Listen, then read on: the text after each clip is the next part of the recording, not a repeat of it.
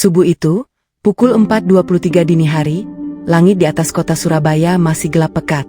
Hujan rintik-rintik turun sejak tengah malam, membasahi aspal jalanan yang sepi, memantulkan cahaya lampu jalan yang kuning pucat seperti mata yang mengantuk.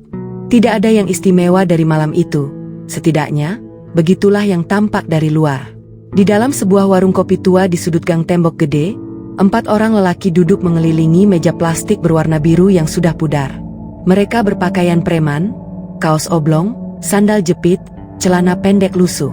Tidak ada yang akan menyangka bahwa keempat orang ini adalah anggota aktif Detasemen Khusus 88 Anti Teror, unit paling elit yang pernah dimiliki Kepolisian Republik Indonesia. Mereka sedang dalam sebuah penugasan penyamaran, operasi intelijen yang sudah berlangsung selama 11 hari. Target mereka adalah jaringan penadah senjata ilegal yang diduga memiliki koneksi ke kelompok radikal di Jawa Timur. Selama 11 hari itu, mereka hidup seperti rakyat biasa. Makan di warteg, nongkrong di pos kamling, menghafal nama-nama anak tetangga agar tidak tampak asing. Salah satu dari keempat orang itu bernama Brigadir Kepala Arif Wicaksono, usia 31 tahun, kelahiran Magelang. Orang-orang di unitnya memanggilnya Aji, nama kecil yang sudah melekat sejak ia masuk seleksi Densus 888 tahun lalu dan berhasil lolos dari 340 peserta yang hanya menyisakan 12 orang. Aji adalah tipe prajurit yang langka. Ia bukan yang paling besar badannya, bukan yang paling keras suaranya. Tapi di antara rekan-rekannya, ia dikenal sebagai orang yang paling dingin kepalanya di situasi paling panas sekalipun. Ketika orang lain panik, Aji justru semakin pelan berbicaranya. Ketika situasi terasa mustahil, Aji yang pertama kali berkata, "Tenang, kita cari jalan keluarnya." Malam itu, Aji pamit lebih awal dari 3 rekannya. Ia berkata ingin membeli rokok di warung ujung gang, sekalian melakukan tile check, memastikan tidak ada yang mengikuti mereka. Prosedur standar. Sudah dilakukan ratusan kali. 3 rekannya mengangguk. Tidak ada yang merasa aneh. Aji berdiri, merapikan kaosnya, dan berjalan keluar. Itu adalah terakhir kalinya mereka melihatnya berjalan. Pukul 5.07 pagi. Inspektur 1 Ragil Saputra, pemimpin tim lapangan malam itu, menerima panggilan dari nomor tidak dikenal. Ia hampir tidak mengangkatnya. Tapi sesuatu, entah apa, membuatnya menekan tombol hijau itu. Suara di ujung telepon adalah seorang perempuan tua. "Jemitar, setengah menanjis." Mas, ada orang tergeletak di depan gang saya. Bajunya merah. Kayaknya nak jerak, mas. Ragil langsung berdiri. Tulang punggungnya seperti dialiri arus listrik. "Di mana, Bu? Di mana persisnya?" "Gang buntu nomor 4. Dekat pohon beringin besar itu, Mas. Saya takut keluar. Gelap banget." Ragil menutup telepon. Ia menatap 2 rekannya yang masih duduk, Brigadir Hendra Kusuma dan Brigadir 2 Fauzan Malik, dan tanpa sepatah kata pun, keduanya sudah berdiri. Mereka hafal ekspresi itu. Mereka hafal apa artinya ketika Ragil tiba-tiba berdiri dengan rahang mengeras dan mata yang tidak berkedip. Mereka berlari. Gang buntu nomor 4 hanya berjarak 400 meter dari warung kopi itu. Tapi 400 meter itu terasa seperti 4 kilometer. Ragil berlari di depan, Hendra dan Fauzan di belakangnya. Ketiganya membelah ganggang sempit yang masih basah oleh hujan, melompati selokan, menghindari tong sampah yang berserakan. Mereka menemukannya di bawah pohon beringin, persis seperti yang dikatakan perempuan tua itu. Aji tergeletak menghadap ke atas. Matanya terpejam. Bajunya, kaos putih yang ia kenakan malam itu, sudah berubah warna menjadi merah gelap dari bagian perut hingga ke dada. Darah sudah menggenang di bawahnya, bercampur dengan air hujan.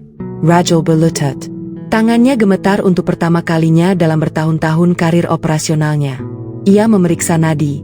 Lemah sekali, nyaris tidak terasa, seperti sinyal radio yang hampir kehabisan baterai. "Masih ada," bisik Ragil. Tapi nada suaranya tidak mengandung kelegaan. Hanya kepanikan yang ditahan sekuat tenaga. "Ambulans, perintah Niwakeskivi Koferson." Fauzan sudah menekan nomor sebelum kata itu selesai diucapkan. Hendra berlutut di sisi lain Aji, memeriksa luka. "Matanya meniempit." Ia tidak berkata apa-apa, tapi Ragil tahu, dari cara Hendra memalingkan wajah sedetik sebelum kembali menatap luka itu, bahwa apa yang ia lihat tidak bagus. "Aji didesak." Lebih dari sekali. Ambulans tiba 8 menit kemudian.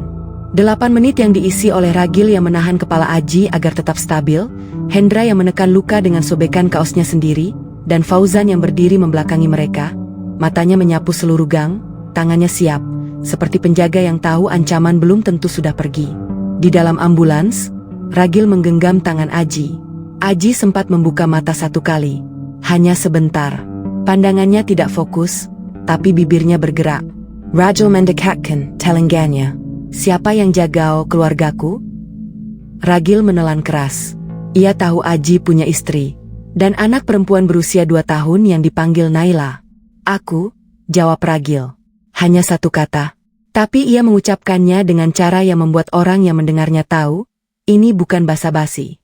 Ini sumpah. Aji tidak berkata apa-apa lagi. Di rumah sakit, tim medis langsung membawa Aji ke ruang operasi darurat. Ragil, Hendra, dan Fauzan berdiri di koridor berwarna putih itu. Masih berpakaian preman, masih basah oleh hujan dan darah, tanpa bergerak. Seperti 3 patung yang dilupakan orang.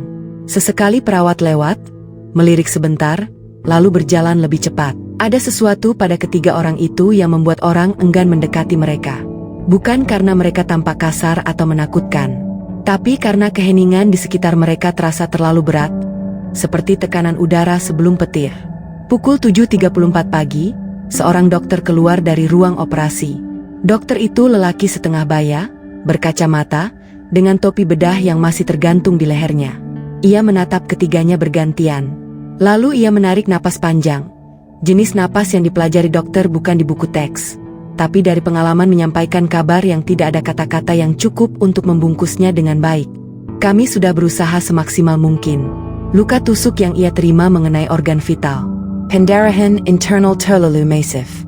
Kami minta maaf. Tidak ada yang berteriak. Tidak ada yang menangis. Tidak ada yang menghantam dinding. Ragil hanya mengangguk satu kali. Helen. Seperti seseorang yang menerima laporan cuaca. Tapi tangannya, yang tidak terlihat oleh siapapun karena tersembunyi di balik punggungnya, mengepal begitu kencang sampai kukunya meninggalkan bekas di telapak tangannya sendiri. Seharusnya, prosedurnya jelas. Kematian anggota dalam penugasan, apalagi anggota Densus 88, harus segera dilaporkan ke atasan. Ada rantai komando yang harus diikuti. Ada formulir yang harus diisi. Ada investigasi internal yang harus dibuka. Ada protokol perlindungan identitas yang harus diaktifkan karena kematian seorang anggota yang sedang menyamar bisa berarti operasi telah bocor. Ragil tahu semua itu. Yang ia lakukan kemudian adalah hal yang, secara teknis, dapat mengakhiri karirnya.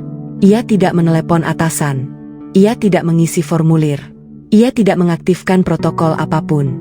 Yang ia lakukan adalah berjalan ke sudut koridor rumah sakit yang paling sepi, duduk di lantai dengan punggung bersandar di dinding, dan menatap langit-langit selama 2 menit penuh. 2 menit itu, bagi orang yang melihatnya dari jauh, mungkin tampak seperti seorang pria kelelahan yang sedang beristirahat. Tapi di dalam kepala Ragil, 2 menit itu adalah proses yang luar biasa cepat dan luar biasa dingin. Ia sedang memetakan, menganalisis, menyusun sesuatu. Bukan rencana balas dendam, tidak sesederhana itu. Ia sedang memutuskan, seberapa jauh ia bersedia pergi untuk ini. Ketika ia berdiri kembali, jawabannya sudah ada. Ia memanggil Hendra dan Fauzan dengan isyarat kepala. Keduanya mendekat. Ragil berbicara dengan suara sangat rendah, nyaris berbisik. Tapi setiap kata diucapkan dengan kecepatan dan presisi yang membuat keduanya tahu ini bukan percakapan biasa. Kita punya waktu sebelum ini menjadi urusan institusi. Begitu laporan resmi masuk, tangan kita terikat. Semua akan diambil alih, diproses, dan mungkin tidak akan kemana-mana selama berbulan-bulan. Hendra dan Fauzan tidak menjawab. Mereka mendengarkan. Aji bukan dibunuh oleh angin. Seseorang melakukan ini. Dan orang itu ada di sekitar gang tembok gede. Kita sudah 11 hari di sana. Kita kenal setiap sudutnya. Kita kenal siapa yang berkeliaran dan siapa yang tidak seharusnya ada di sana. Hendra akhirnya bersuara. Berapa lama kita punya waktu? Ragil melihat jam tangannya. Pukul 7.51 pagi. Sebelum shift pagi kantor dimulai dan ada yang mulai bertanya-tanya kenapa kita tidak check-in, paling lama 3 jam. Mungkin kurang. Fauzan menggila napas perlahan. Itu cukup. Ketiganya tidak berjabat tangan. Tidak ada dramaturgi. Mereka hanya berbalik dan berjalan keluar dari rumah sakit itu dengan langkah yang sama, pelan, teratur, dan sangat tenang, seperti 3 orang yang baru saja selesai sarapan dan hendak memulai hari biasa. Inilah yang tidak diketahui oleh siapapun yang melihat ketiga orang itu berjalan kembali ke gang tembok gede pagi itu. Selama 11 hari menyamar, mereka tidak hanya mengumpulkan informasi tentang target utama operasi mereka. Mereka juga, karena itulah naluri seorang Densus 88 bekerja, selalu merekam lebih dari yang dibutuhkan, mengumpulkan peta sosial lengkap dari seluruh kawasan itu. Mereka tahu nama ketua RT dan siapa saja yang tidak disukainya. Mereka tahu warung mana yang menjadi tempat transaksi gelap setelah jam 11 malam. Mereka tahu gang mana yang tidak pernah dijamah lampu jalan karena lampunya sengaja dipadamkan. Mereka tahu pria mana yang pulang dini hari dengan mata merah dan bau yang tidak bisa dijelaskan dengan kata, kelelahan kerja. Dan yang paling penting, mereka tahu tentang kelompok Baladewa. Baladewa bukan nama resmi, bukan nama yang terdaftar dimanapun. Itu adalah nama yang bisik-bisik disebut oleh pedagang kaki lima ketika mereka diminta uang keamanan setiap Senin pagi. Nama yang membuat ibu-ibu di gang itu mengunci pintu lebih cepat ketika mendengar suara motor tanpa knalpot lewat setelah jam 10 malam. Baladewa diketuai oleh seseorang yang dipanggil Bang Topan. Nama aslinya tidak ada yang berani menyebut dengan keras. Usianya sekitar 40 tahun. Tubuhnya besar, tatoan dari pergelangan tangan sampai ke leher, rambut cepak, dan memiliki kebiasaan memakai kalung emas tebal yang bunyinya bisa terdengar dari jarak 2 meter. Wilayah Kikosan Baladeva Menkakup 3 gang tembok gede, gang buntu, dan gang angrek. Mereka mengendalikan parkir liar, pungutan liar dari pedagang, dan diduga menjadi backing untuk beberapa titik judi online yang beroperasi di ruko-ruko tertutup. Selama 11 hari itu, Ragil dan timnya sudah memetakan pola pergerakan Baladewa dengan detail yang hampir tidak masuk akal untuk dilakukan dalam kondisi penyamaran. Mereka tahu jam berapa Bang Topan biasanya bangun. Mereka tahu di warung mana ia sarapan. Mereka tahu berapa orang yang biasanya menemaninya ketika ia keliling wilayah setiap sore. Informasi itu dikumpulkan bukan untuk keperluan menghadapi Baladewa, itu bukan bagian dari operasi mereka. Informasi itu dikumpulkan karena itulah cara kerja Densus 88, rekam segalanya, sortir belakangan. Sekarang, belakangan telah tiba-tiba. Mereka tiba kembali di kawasan gang tembok gede pukul 8.20 pagi. Suasana sudah mulai hidup. Penjual bubur ayam mendorong gerobaknya. Ibu-ibu menggantung cucian di tali yang direntang antar tembok. Anak-anak berlarian menuju sekolah dengan tas yang terlalu besar untuk punggung mereka. Tidak ada yang tahu bahwa 3 orang yang berjalan masuk ke gang itu baru saja kehilangan saudara mereka beberapa jam lalu. Ragil berjalan paling depan. Wajahnya netral, ekspresi yang ia pelajari bertahun-tahun, tidak menunjukkan apapun yang tidak ingin ia tunjukkan. Matanya, sebaliknya, bekerja keras, menyapu setiap sudut. Mengkonfirmasi ingatan, mencocokkan dengan peta mental yang sudah ia bangun selama 11 hari. Mereka tidak langsung menuju target. Itu terlalu kasar, terlalu tergesa-gesa. Dan orang-orang seperti Ragil tidak pernah tergesa-gesa, bahkan ketika hati mereka sedang terbakar.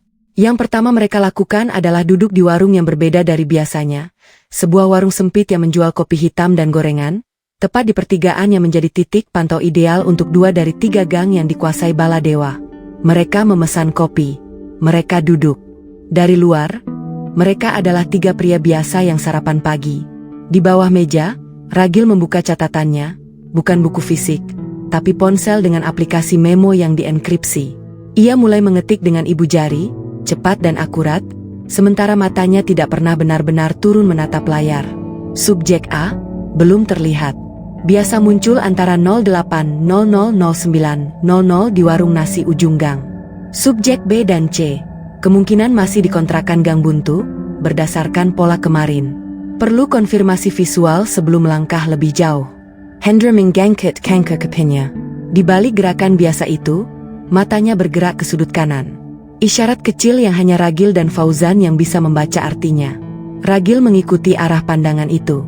Di ujung gang, seorang pria berbadan besar baru saja muncul dari balik tikungan. Kalung emas, kaos hitam, celana pendek loring. 2 orang di kiri kanannya, lebih kecil tapi berjalan dengan cara yang menunjukkan mereka terbiasa membuat orang lain menyingkir dari jalan. Bang Topan. Ia berjalan santai, mengunyah sesuatu, sesekali menendang kaleng minuman yang ada di jalan. Tidak ada tanda kegelisahan. Tidak ada tanda bahwa ia tahu seseorang mati malam itu karena ia, atau orang-orangnya. Rajul menisap kepingnya. Jadi begitu, pikirnya. Kamu tidak tahu siapa yang kamu sentuh semalam. Sebentar lagi kamu akan tahu. Ragil memberi isyarat ke Fauzan dengan ketukan jari di meja, kode yang berarti, kamu yang bergerak, aku yang pantau. Fauzan bangkit, membayar kopi mereka, dan keluar. Ia berjalan ke arah yang berlawanan dari Bang Topan, memutari blok, dan muncul dari sisi lain, seolah-olah ia baru saja tiba dari arah berbeda dan kebetulan berpapasan. Fauzan adalah anggota termuda di tim itu. 28 tahun, wajahnya masih bisa terlihat seperti mahasiswa tingkat akhir kalau ia mau. Itu salah satu asetnya yang paling berharga di lapangan. Orang cenderung meremehkan orang yang terlihat muda. Dan ketika orang meremehkan, mereka menjadi lengah. Ia berhenti di dekat penjual rokok, membeli sebatang, dan mulai menyulutnya sambil bersandar di tembok. Dari posisi itu, ia bisa mendengar percakapan Bang Topan yang sedang duduk di kursi plastik di depan warung nasi, hanya 4 meter dari tempatnya berdiri. Bang Topan berbicara dengan salah satu anak buahnya, seorang pria kurus bertato di leher yang dipanggil Kelik. Tadi malam beres? Suara Bang Topan. Beres, Bang. Udah diberesin Omen sama Cacing. Orangnya nyasar ke wilayah kita kasih pelajaran. Mati? Jida sebentar. Kek ya, Bang. Omen bilang nusuknya dalam. Pigo, gue bilang usir, bukan bunuh. Bang Topan menghisap rokoknya. Tapi ya udahlah. Siapa yang tahu siapa dia? Kayak orang biasa, Bang. Kagak ada identitas, kagak ada HP. Cuma duit receh sama rokok. Fauzan menyesap rokoknya dengan tenang. Tangannya tidak gemetar. Ini juga sesuatu yang dipelajari. Mendengar hal yang membuat darahmu mendidih tanpa membiarkan satupun dari panas itu bocor ke permukaan. Di benaknya, ia menyimpan setiap kata, setiap nama. Omen, Kaking. 2 nama baru di peta. Ia menghabiskan rokoknya. Membuang puntung nia keskivi koselokan. Berbalik dan berjalan pergi dengan santai yang tidak ia rasakan sama sekali di dalam dadanya. Ragil mendengarkan laporan Fauzan dengan diam total. Ketika Fauzan selesai, ada hening selama beberapa detik. Lalu Ragil berkata, berarti minimal ada 3 orang. Topan sebagai kepala, Omen dan Cacing sebagai pelaksana.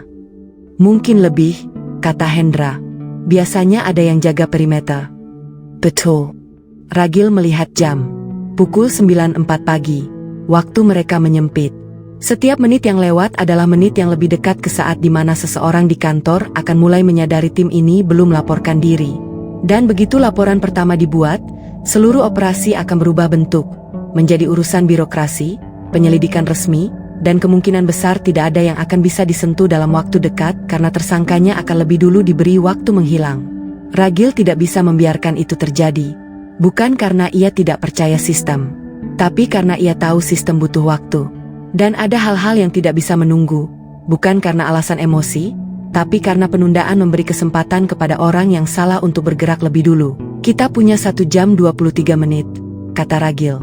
Setelah itu kita lapor resmi dan kita lepaskan kendali atas situasi ini. Cukup, kata Hendra lagi. Untuk kedua kalinya ia mengucapkan kata itu, dan untuk kedua kalinya, nadanya bukan pertanyaan. Fauzan mengenggak. Kalau begitu, kata Ragil, kita mulai. Yang membuat Densus 88 berbeda dari satuan lain bukan hanya kemampuan fisik atau persenjataan. Yang membuatnya berbeda adalah cara berpikir. Setiap anggota dididik untuk melihat situasi bukan sebagai masalah kekuatan, tapi sebagai masalah informasi dan waktu. Kekuatan adalah alat terakhir, bukan yang pertama. Yang pertama selalu adalah pemahaman. Siapa yang ada di sana, apa yang mereka tahu, apa yang mereka tidak tahu, dan bagaimana kesenjangan antara dua hal itu bisa dimanfaatkan. Ragil menerapkan prinsip itu sekarang. Baladewa punya kira-kira 12-15 anggota aktif di kawasan itu. 3 versus 15 dalam konfrontasi langsung adalah matematika yang tidak menguntungkan siapapun, termasuk Densus 88, bukan karena mereka tidak mampu secara fisik, tapi karena konfrontasi terbuka berarti kericuhan, berarti saksi, berarti situasi yang lepas kendali. Dan situasi yang lepas kendali bisa membahayakan warga sipil yang tidak ada sangkut pautnya. Itu bukan pilihan. Yang menjadi pilihan Ragil adalah sesuatu yang jauh lebih halus, jauh lebih tepat sasaran, dan jauh lebih mematikan dalam jangka panjang: isolasi. Pisahkan kepala dari badan. Pisahkan yang tahu dari yang tidak tahu. Buat orang-orang yang relevan, Bang Topan, Omen, Cacing, merasa bahwa situasinya sudah terkendali, bahwa semalam adalah semalam yang biasa, bahwa tidak ada yang perlu dikhawatirkan. Dan kemudian, di tengah kenyamanan palsu itu, bergerak. Nama aslinya Sulaiman, tapi tidak ada yang memanggil dengan nama itu sejak ia berumur 12 tahun. Ia tinggal di kontrakan sempit di ujung Gang Buntu. Sebuah kamar berukuran 3 kali 3 meter yang penuh dengan bau rokok murah dan tumpukan baju yang tidak pernah benar-benar dilipat. Di dinding kamarnya ada poster klub sepak bola yang sudah menguning dan sebuah cermin kecil yang retak di pojok kanan atas. Pukul 9.31 pagi, Cacing sedang tidur.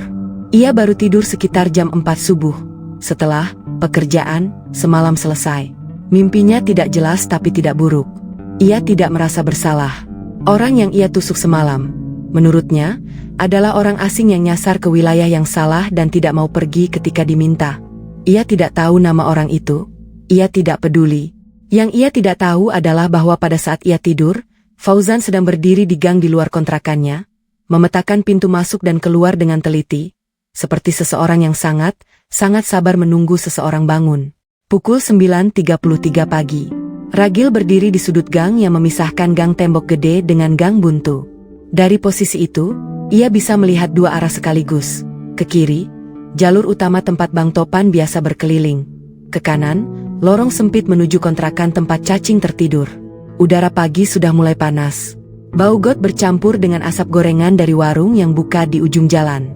Suara televisi menyeruak dari balik jendela rumah-rumah yang pintunya masih setengah tertutup. Hidup berjalan normal di sini, persis seperti yang diinginkan Ragil. Ia menyentuh telinganya. Bukan AirPH, tidak ada peralatan seperti itu di operasi penyamaran, tapi sebuah gerakan yang sudah menjadi refleks, sesuatu yang ia lakukan ketika sedang mengunci konsentrasi sepenuhnya. Di kepalanya, ia sedang menjalankan simulasi terakhir. Bukan simulasi kekerasan, bukan peta serangan, tapi simulasi percakapan, kata per kata, kemungkinan per kemungkinan, respons per respons. Inilah yang membedakan seorang Densus 88 dari preman yang mereka hadapi. Preman berencana dengan otot. Densus 88 berencana dengan kata-kata yang dipilih lebih tajam dari pisau manapun. Ragil sudah memutuskan sejak awal, mereka tidak akan menyentuh siapapun hari ini. Bukan karena tidak mampu, tapi karena itu bukan tujuannya. Tujuannya adalah sesuatu yang jauh lebih permanen dari rasa sakit fisik. Membuat Bang Topan dan seluruh jaringannya tahu bahwa mereka sudah selesai, tanpa satupun dari mereka yang bisa membuktikan bahwa ancaman itu datang dari mana. Rasa takut yang tidak bisa kamu laporkan ke polisi adalah rasa takut yang paling dalam.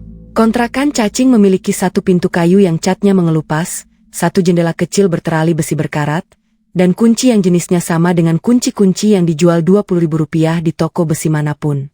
Fauzan berdiri di depan pintu itu selama 3 detik. Kemudian ia mengetuk. Keras. 3 kali. Ketukan orang yang tahu ia berhak mengetuk. Dari dalam, suara gerutuan. Suara orang yang setengah tidur dipaksa bangun. Langkah kaki berat yang menyeret. Siapa? Dari Bang Topan, kata Fauzan. Tenong. Detar. Seperti orang menyebutkan cuaca. Jide sebentar. Suara gerendel. Pintu terbuka. Cacing muncul. Mata masih sembab. Rambut acak-acakan, kaos dalam yang warnanya sudah tidak bisa disebut putih lagi. Ia menatap Fauzan dengan ekspresi orang yang belum sepenuhnya sadar bahwa dunianya sedang berubah. Ada apa? Bang Topan niru apa? Fauzan tersenyum tipis. Bukan senyum yang ramah, bukan pula senyum yang mengancam. Senyum yang tidak bisa dibaca. Yang justru karena itu, paling membuat orang tidak nyaman. Boleh masuk. Cacing membuka pintu lebih lebar, mundur selangkah. Refleks, orang yang terbiasa dalam hierarki kekuasaan akan mundur ketika seseorang yang tampak berkuasa minta masuk. Tidak ada yang mengajari ini. Ini hanya cara tubuh merespons sinyal sosial. Fauzan masuk. Ia tidak duduk meski ada kursi plastik di sudut ruangan. Berdiri di tengah kamar itu, yang kecilnya membuat kehadirannya terasa mengisi seluruh ruang. Matanya menyapu kamar sekali. Cepat. Menyimpan semua yang terlihat. Di bawah kasur, setangkai pisau dengan gagang kayu. Tipe yang sama dengan luka yang diterima Aji. Fauzan melihatnya dan tidak menunjukkan bahwa ia melihatnya. "Semalam kamu di mana?" tanya Fauzan. Masih dengan nada yang sama, seperti bertanya soal film yang ditonton kemarin. "Kaking menjeniet." "Ngapain nanya itu?" "Jawab dulu." "Ya di sini, tidur." "Kenapa?" Fauzan mengangguk pelan. Pandangannya tidak bergeser dari wajah cacing. Ada teknik dalam tatapan seperti itu, bukan tatapan yang menakut-nakuti, tapi tatapan yang membuat orang yang menatap balik merasa bahwa semua yang ada di kepalanya sedang dibaca. "Kamu tahu orang yang meninggal di gang buntu semalam?" Sesuatu di wajah cacing berubah. Sangat kecil, kontraksi otot di sudut mata, sedikit tegangan di rahang. Tapi bagi seseorang yang terlatih membaca mikroekspresion seperti Fauzan, itu setara dengan pengakuan tertulis. "Nggak tahu," kata cacing. "Baru dengar." "Baru dengar dari mana?" "Saya belum bilang apa-apa."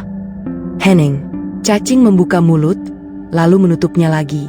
Matanya bergerak ke kanan, otak sedang mencari cerita, sedang menyusun sesuatu.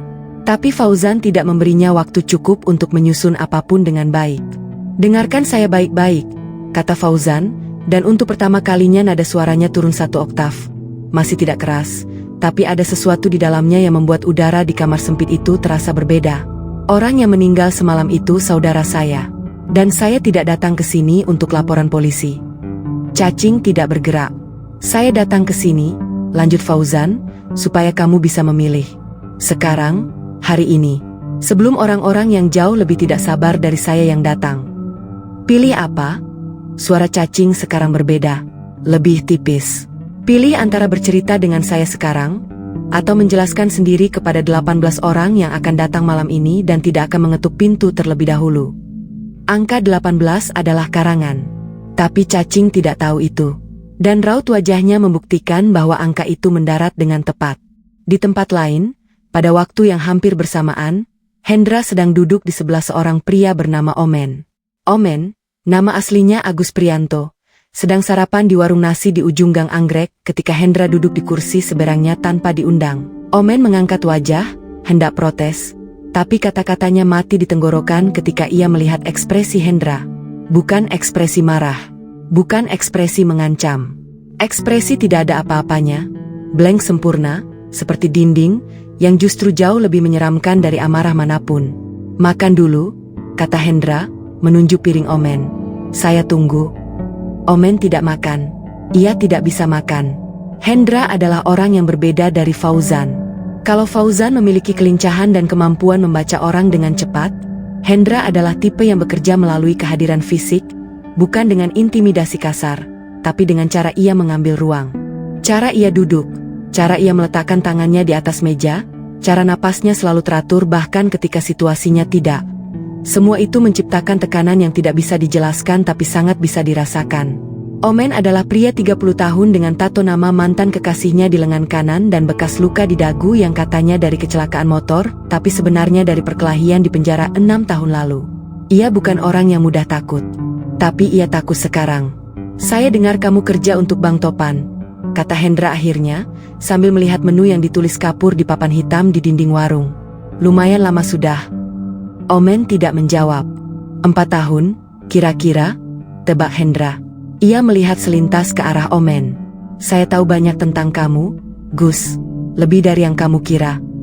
Penyebutan nama aslinya, Agus, membuat Omen sedikit bergetar.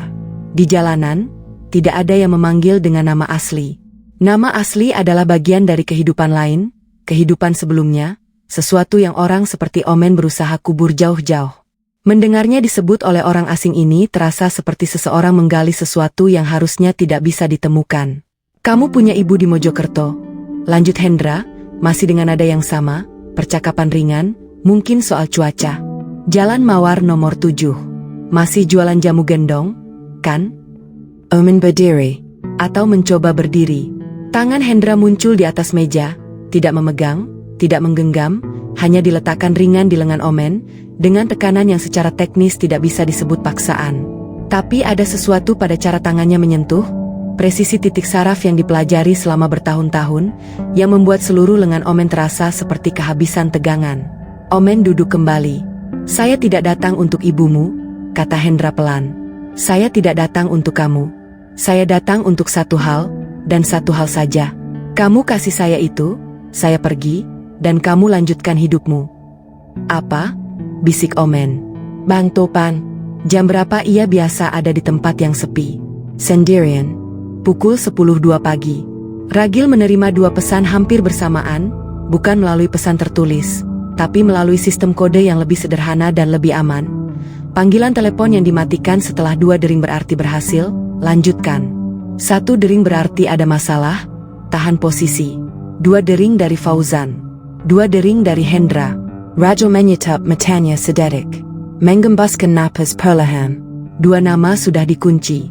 2 orang yang malam tadi mengambil nyawa Aji sekarang sedang duduk di suatu tempat di ganggang ini, masing-masing dengan kepala penuh pertanyaan yang mengerikan dan mulut yang mau tidak mau mulai terbuka. Sekarang giliran kepalanya. Bang Topan ditemukan Ragil bukan di tempat yang ramai, bukan di tempat yang sepi, tapi di tempat yang paling tidak ia duga akan menjadi lokasi percakapan paling mengubah hidupnya. Di depan tukang cukur di sudut gang, sedang menunggu giliran. Ragil duduk di kursi plastik di sebelahnya. Bang Topan melirik, tidak mengenal wajah ini, tapi di kawasan seperti ini, wajah asing bukan hal yang langsung mengancam, hanya butuh dikalibrasi. Nunggu kuku? Tania Bang Topan. Nunggu kamu, jawab Ragil. Nada itu, 2 kata yang sangat biasa, tapi diucapkan dengan cara tertentu, membuat Bang Topan menoleh penuh. Kali ini ia menatap Ragil lebih lama. Matanya, yang terbiasa membaca ancaman di jalanan selama lebih dari 20 tahun, mulai melakukan penilaian cepat. Fisik, tidak terlalu besar, tidak terlalu kecil. Berpakaian biasa. Gerakan, terlalu tenang untuk orang yang baru duduk di tempat asing. Mata, tidak bergerak gelisah ke kiri kanan seperti orang yang gugup, tapi juga tidak menantang seperti orang yang ingin ribut. Hanya menatap. Datar. Itulah yang membuat Bang Topan, untuk pertama kalinya dalam waktu yang lama, tidak bisa langsung memasukkan orang di hadapannya ke dalam kategori yang ia kenal. Saya nggak kenal kamu, kata Bang Topan. Belum, kata Ragil. Kamu siapa? Ragil tidak menjawab langsung. Ia merogoh saku bajunya dan mengeluarkan sesuatu. Benda kecil, diletakkan di atas pahanya dengan cara yang hanya bisa dilihat oleh Bang Topan dari sudut pandangnya. Sebuah foto. Ukuran dompet. Sedikit buram, diambil dari jarak jauh, tapi subjeknya jelas. Bang Topan sendiri, sedang berdiri di depan pintu rumahnya. Foto yang diambil dari arah yang seharusnya tidak bisa dijangkau oleh siapapun yang tidak benar-benar tahu di mana ia tinggal dan sudah mempersiapkan diri untuk mengambilnya. Saya sudah jedengan kamu 11 hari, kata Ragil. Saya tahu jam berapa kamu bangun. Saya tahu kamu sarapan di sini, bukan di warung sebelah. Karena istrinya warung sebelah pernah semprotin kamu 2 tahun lalu waktu kamu minta uang jajan. Saya tahu motor kamu nomornya B3471 itu ban belakangnya nyaris botak dan kamu belum ganti karena tukang tambal ban di sini hutang ke kamu jadi kamu rasa nggak perlu bayar. Bang Topan tidak bergerak.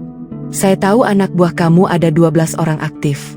3 diantaranya punya catatan kriminal yang kalau saya laporkan hari ini, semua langsung masuk. Saya tahu 2 diantaranya, yang kamu kenal sebagai Omen dan Cacing, semalam melakukan sesuatu yang sangat bodoh. Di luar warung, tukang cukur memanggil. Bang Topan, Gilleron. Bang Topan tidak menjawab. Matanya tidak bergerak dari Ragil. Kamu polisi? Suaranya sekarang berbeda, lebih rendah. Dezering. Saya lebih buruk dari polisi, kata Ragil. Polisi punya prosedur. Saya tidak. Ragil meletakkan foto itu kembali ke sakunya. Lalu ia mengeluarkan sesuatu lagi, selembar kertas kecil, dilipat 2. Ia membukanya dan meletakkannya di atas lutut Bang Topan, dengan posisi menghadap ke atas agar Bang Topan bisa membacanya. Di atas kertas itu hanya ada 2 hal, sebuah nama, dan sebuah nomor telepon. Nama itu adalah nama lengkap Bang Topan, nama yang tidak pernah ia gunakan di jalanan, nama yang ada di KTP, nama yang bahkan banyak anak buahnya tidak tahu. Nomor telepon itu adalah nomor telepon rumahnya. Istri kamu angkat telepon tadi pagi sekitar jam 8, kata Ragil. Nggak ada yang ngomong apa-apa. Cuma diam 3 detik, terus ditutup. Dia pasti kira salah sambung. Bang Topan menlen ludah. Itu bukan salah sambung, kata Ragil. Itu konfirmasi bahwa nomornya benar. Henning. Di jalanan, hidup terus berjalan. Motor lewat. Anak-anak berlarian. Penyuales keliling membunyikan bel kecilnya. Tidak ada yang tahu bahwa di kursi plastik depan tukang cukur itu, seorang kepala geng yang selama 20 tahun tidak pernah merasa takut sedang merasakan sesuatu yang ia tidak punya kata-katanya. Apa yang kamu mau? Akhirnya Bang Topan berkata. Ini adalah momen yang Ragil sudah antisipasi. Ini adalah titik di mana orang-orang seperti Bang Topan berpikir mereka sedang bernegosiasi, berpikir bahwa ini soal uang, soal wilayah, soal kesepakatan. Ragil menggeleng pelan. Saya tidak mau apa-apa dari kamu, katanya. Bukan uang, bukan wilayah, bukan permintaan maaf, itu nggak akan mengembalikan apapun. Lalu, saya hanya ingin kamu tahu satu hal, dan saya ingin kamu ingat itu setiap hari mulai dari hari ini. Bang Topan menunggu. Ragil memiringkan kepalanya sedikit ke arah Bang Topan, dan ketika ia berbicara, suaranya turun sampai ke volume yang hanya bisa didengar oleh satu orang saja. Bisikan yang lebih efektif dari teriakan manapun karena ia memaksa pendengarnya untuk benar-benar mendekat, untuk benar-benar menyerap setiap kata. Orang yang kamu bunuh semalam, yang kamu pikir orang nyasar, yang kamu pikir tidak ada yang peduli, dia punya saudara. Banyak. Dan saudara-saudaranya tidak bekerja dengan jam kantor. Tidak kenal hari libur. Tidak butuh surat perintah. Dan yang paling penting, mereka tahu di mana kamu tidur, di mana ibumu tinggal, di mana anakmu sekolah, sebelum kamu bahkan tahu nama mereka. Ragil berdiri. Omen dan Cacing sudah tahu ini. Sekarang kamu juga tahu. Ia merapikan bajunya, mengambil sebatang rokok dari saku, rokok yang bahkan tidak ia nyalakan, dan meletakkannya begitu saja di sandaran kursi Bang Topan. Nikmati cukuranmu, katanya. Dan ia berjalan pergi. Pukul 10.42 pagi. Ragil, Hendra, dan Fauzan bertemu di warung kopi pertama tempat mereka duduk pagi itu. Meja yang sama, kursi yang sama, kopi yang sama, sudah dingin. Tidak ada yang berkata apa-apa selama hampir 1 menit penuh. Lalu Hendra menyesap kopinya, meski sudah dingin, dan meletakkan cangkirnya kembali ke meja dengan bunyi yang sangat pelan. Selesai? Tanya Fauzan. Selesai, kata Ragil. Bukan selesai dalam artian tuntas, tentu saja. Aji tidak akan kembali. Tidak ada yang bisa mengembalikan itu.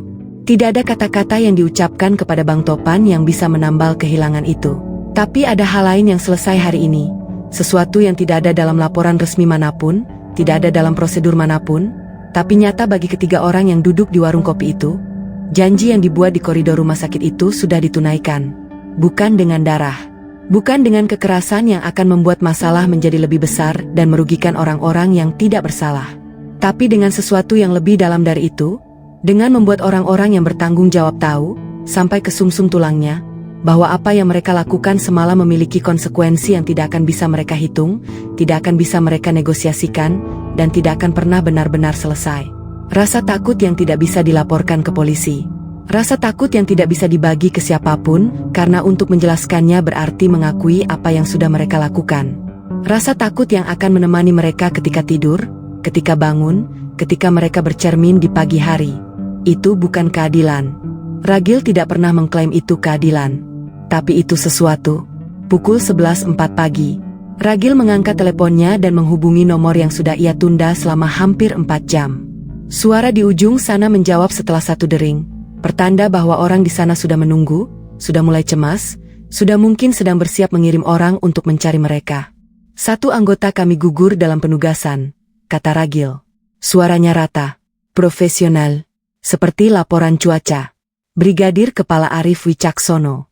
Waktu kejadian sekitar pukul 4.15 dini hari. Kami membutuhkan prosedur selanjutnya. Keheningan di ujung telepon berlangsung beberapa detik. Jenis keheningan yang bukan karena sinyal buruk tapi karena orang di sana sedang menyerap kata-kata yang baru saja ia dengar. Lalu suara itu berkata sesuatu, dan Ragil menjawab dengan 1 kata, siap. Ia menutup telepon. Di luar warung, seorang anak kecil berlari lewat sambil menggigit es krim yang mulai meleleh di ujungnya, tertawa entah karena apa. Dunia di luar sana tidak tahu bahwa pagi itu ada yang berubah di ganggang sempit ini. Ada yang masuk dan ada yang pergi, ada yang hilang dan ada yang tertinggal. Hendra menatap keluar jendela. Istrinya Aji sudah tahu? Belum, kata Ragil. Aku yang akan ke sana. Mau ku bilang apa?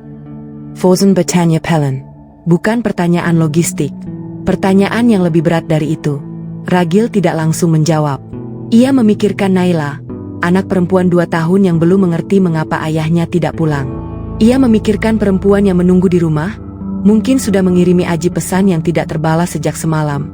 Mungkin sudah mulai menyimpan kegelisahan di dadanya tapi belum berani menamainya. Bilang yang benar, kata Ragil akhirnya. Bahwa suaminya adalah orang terbaik yang pernah saya kenal di lapangan. Bahwa ia pergi bukan karena lengah, bukan karena salah. Ia pergi karena ia melakukan pekerjaannya dengan benar sampai detik terakhir. Dan bahwa ia tidak pergi sendirian. Dalam artian, ia meninggalkan orang-orang yang akan memastikan nama dan keluarganya tidak pernah benar-benar ditinggal. Hendra dan Fauzan tidak menjawab. Tidak perlu. Ini bukan bagian dari cerita yang berlangsung pagi itu. Tapi ini bagian yang perlu diketahui. 6 bulan setelah pagi itu, Baladewa tidak ada lagi. Bukan karena ada operasi besar, bukan karena ada penggerbekan dramatis yang diliput televisi.